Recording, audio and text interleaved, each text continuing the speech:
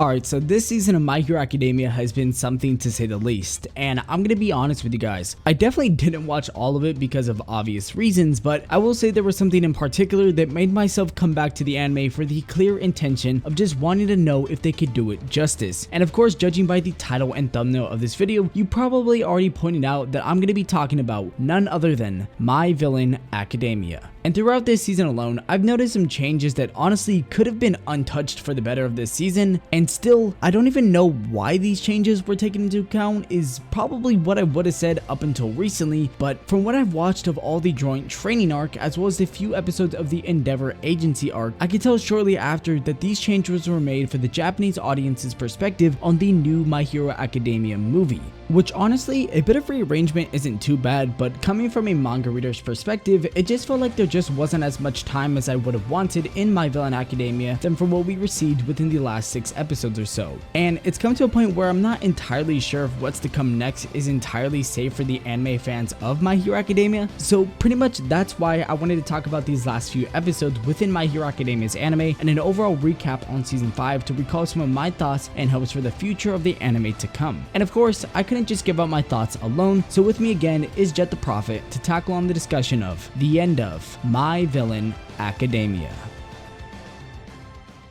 My Hero Academia Season 5 was arguably the most anticipated season of the anime so far. All 3 of the arcs that would be animated this season each had something that fans were excited to see. First, the joint training arc would cover the Class A versus Class B battle where we get to see our favorite heroes in training battle it out against one another. We also got to see the return of Shinzo as he fights for a spot in the hero course. Personally, I don't mind trading out Mineta for Shinzo, just saying. But the big thing of this arc is seeing Deku unlock Black Web and discovering that he will be the most broken and powerful person in the entire world of My Hero Academia. Then there's the Endeavor agency arc where we get to see our trio of Midoriya, Todoroki, and Boku GOAT intern under Endeavor. In this arc, we see Endeavor strive to become a better person, and we also get to see our Class 1A trio use everything they learned while interning under Endeavor to take down a villain before him. And last but not least, the most anticipated arc of this season, the Meta Liberation Army arc, or better known as My Villain Academia, where the League of Villains takes center stage as they battled the MLA. This was supposed to be the best season of MHA ever, and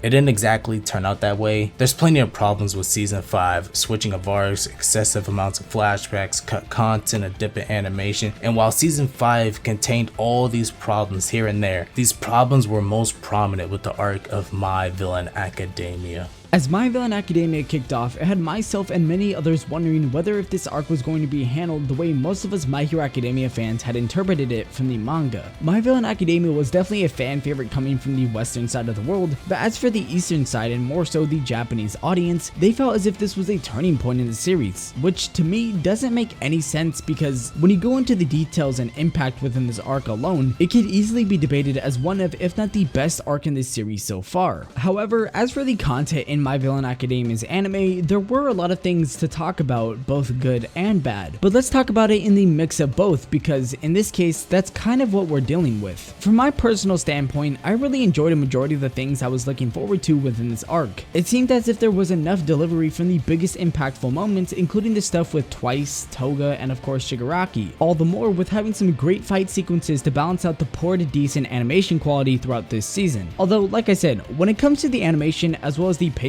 for a majority of this season, it just wasn't up to par with what we would have expected going into it. Sure, there were a few great moments, but overall we just didn't receive the My Villain Academia presentation everyone was hoping for.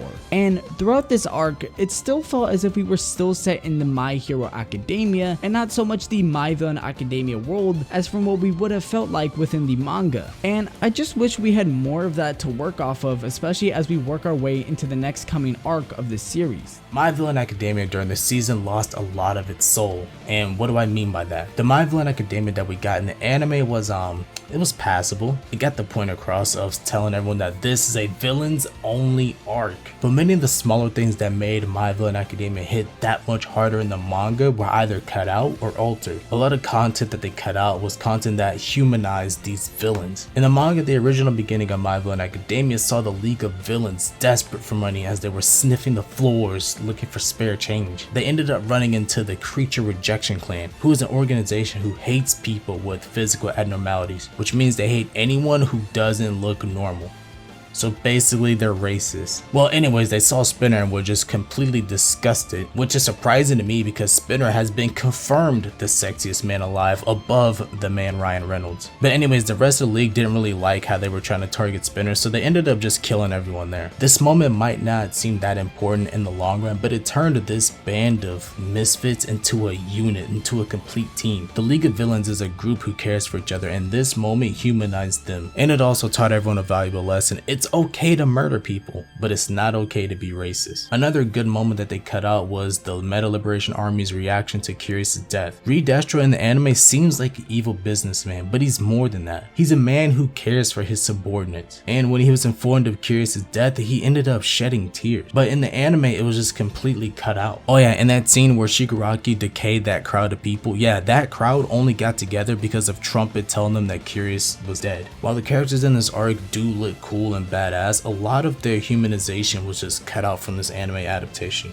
But why were these things cut out? Who knows? It might be because of time constraints, it might be because of budget, but all I know is that they better get season 6 right, or else I'm gonna write a very angry letter to the higher ups of Studio Bones. And now with My Villain Academia and Season 5 coming to a close, what exactly is going to happen next? Well, when we take a look at things, My Hero Academia will be coming back with a Season 6. That much is pretty obvious. And things will be starting off with the Paranormal Liberation War arc, which is also another one of these arcs that could be thrown into the discussion as one of, if not the greatest arc in the series yet. And so just like Season 5, this season is also going to be having some pretty big expectations thrown at its core. And I'm not exactly sure whether or not that the movies have been playing a factor into the troublesome pacing and animation within My Hero Academia, but whatever the case may be, I think that since this season wasn't entirely the best, and with word already out that the production for Season 6 has already begun, then it would be safe to assume that since this is one of the biggest and crucial points within the series of My Hero Academia, that Season 6 might actually be the turning point for all things My Hero Academia anime related. And with the third movie doing fantastic over in Japan, I feel as if it just brightens our chances for a bigger and better season of My Hero Academia's anime. And I really hope that this is the case because, like I said, this is seriously going to be probably the biggest step up in the series so far. So if you're an anime only watcher, I would be prepared because with the end of My Villain Academia, things are only up from here in terms of content for the series of My Hero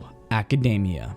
But with that, everyone, I think that about wraps things up. This has been Augie. As always, make sure if you enjoyed the video to leave a like and subscribe to the channel if you have not already. Also, make sure to check out Jet's channel in the link in the description box down below. And if you are new here, let me know what you liked and or didn't like about My Villain Academia's anime. And don't forget to turn on the bell notifications, that way you never miss out on another one of your favorite anime and or manga videos. We also have a Discord in the link in the description box down below if any of you would like to join. And with that, everyone, my Twitter is @AnimeAugie, and I'll make sure to catch each and every single one of you guys in the next video. Peace.